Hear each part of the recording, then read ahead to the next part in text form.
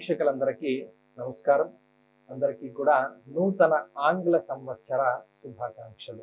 2024వ సంవత్సరం మీ అందరికీ కూడా ఆయుర్భాగ్యాలను ప్రసాదించి తలపెట్టినటువంటి ప్రతి కార్యక్రమం కూడా చాలా దిగ్విజయంగా పూర్తి అవ్వాలి అని చెప్పి మనస్ఫూర్తిగా భగవంతుని ప్రార్థిస్తూ, కుంభరాశి వారికి ఈ 2024వ సంవత్సరం ఏ విధమైనటువంటి శుభ ఫలితాలను ఇవ్వబోతూ ఉన్నదో ఈ కార్యక్రమం ద్వారా క్లుప్తంగా తెలుసుకునేటువంటి ప్రయత్నం చేద్దాం. ముఖ్యంగా 2023, 2022, 2021 ఈ 3 సంవత్సరాలుగా కుంభరాశి వారు చాలా ఇబ్బందికరమైనటువంటి పరిస్థితుల్ని అనుభవిస్తూ ఉన్నారు అనడంలో ఏమాత్రం సందేహం లేదు. ఎప్పుడైతే గురుబలం పోయిందో, నిజానికి 2021, 22 సంవత్సరాల్లో గురుబలం ఉన్నప్పటికీ కూడా ఏలినాటి శని ప్రభావం కానివ్వండి, మరి ఏ ఇతరత్ర గ్రహాల తాలూకు ప్రభావం వల్ల కానీ అంత ఆశించినటువంటి ఫలితం లేదు.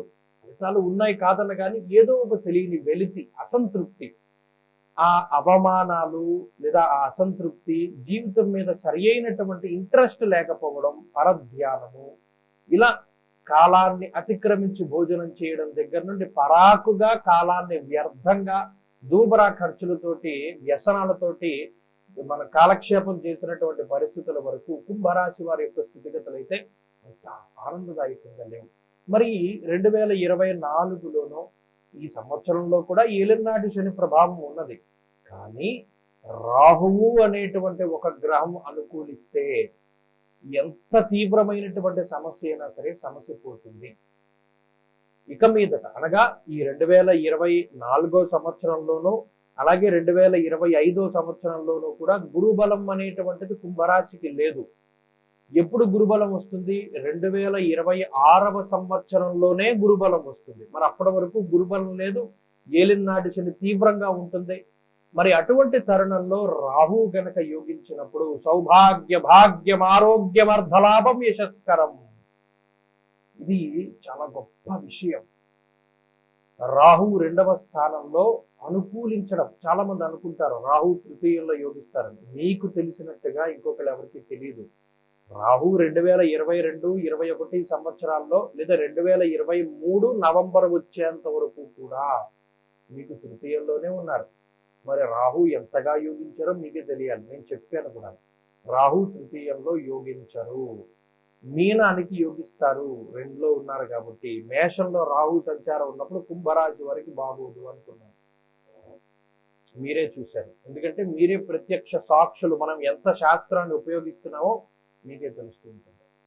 మరి ఇప్పుడు రాహు 2వ స్థానంలో అతి యోగ్యమైనటువంటి స్థానంలో ఉన్నారు. ఎందుకు అతి యోగ్యము అన్నాను అంటే, ఈ 2లోంచి రాహు వెళ్ళిపోతే మరలా జన్మరాశిలోను వ్యయంలోనూ ఈ రాహు యోగించారంటే మరలా 3 ఏళ్ల వరకు రాహు యోగ్యత ఉండదు.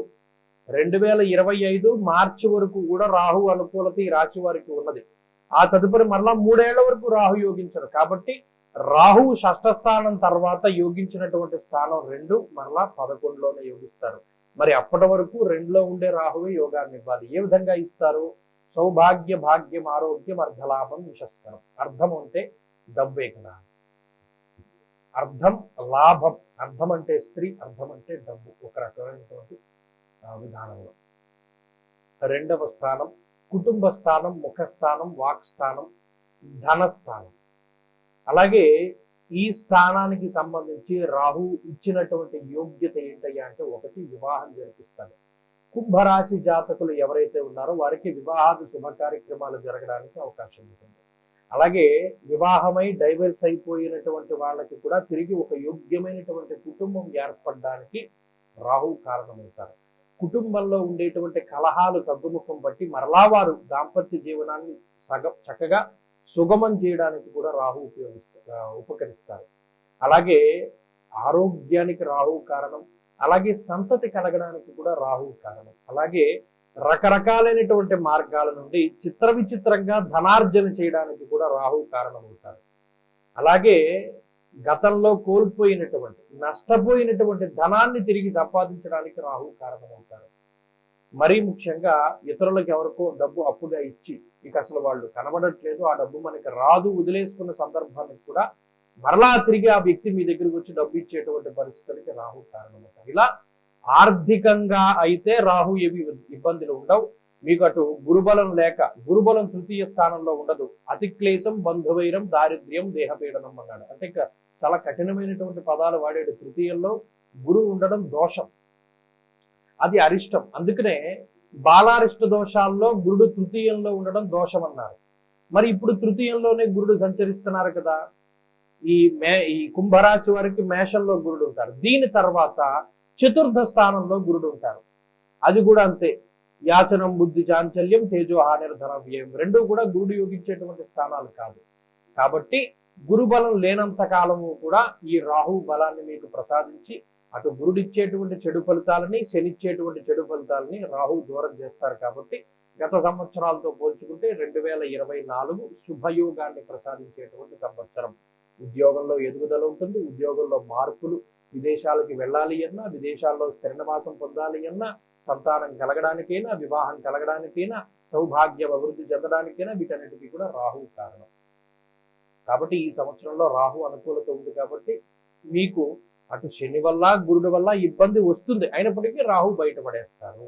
ఏదో ఒక సందర్భంలో రాహు కాపాడుతూ ఉంటారు. అలాగే ఏలినాటి శని ప్రభావం ఉన్నది. దీనివల్ల ఏంటి అంటే జన్మరాశిలో శని సంచారం ఉన్నది. కాబట్టి ఒక్క విషయం పట్ల జాగ్రత్తగా ఉండాలి. తేజో హానిర్ మతిర భ్రంశో మన పీడా భయం కదా. వ్యసనాల జోలికి మాత్రం పోకూడదు.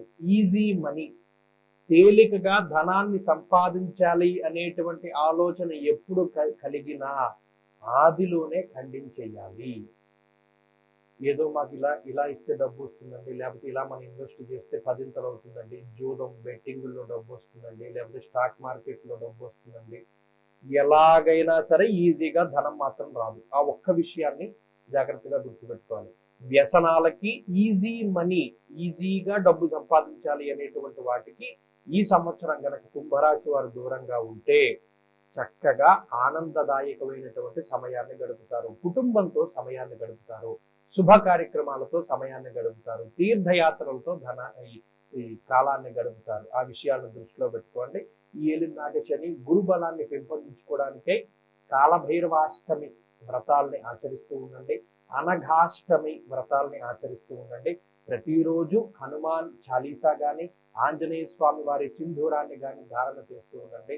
అలాగే దక్షిణామూర్తి యొక్క చిత్రపటాన్ని ప్రత్యేకించి ఇంటికి తీసుకొచ్చి ఉత్తరం గోడకి తగిలించుకొని ప్రతిరోజు మనం ఏం చదవకపోయినా సరే ఒక 10 నిమిషాలు ఆయన వైపు చూస్తూ ఉండండి. అన్ని సమస్యలు కూడా దూరం అవుతాయి.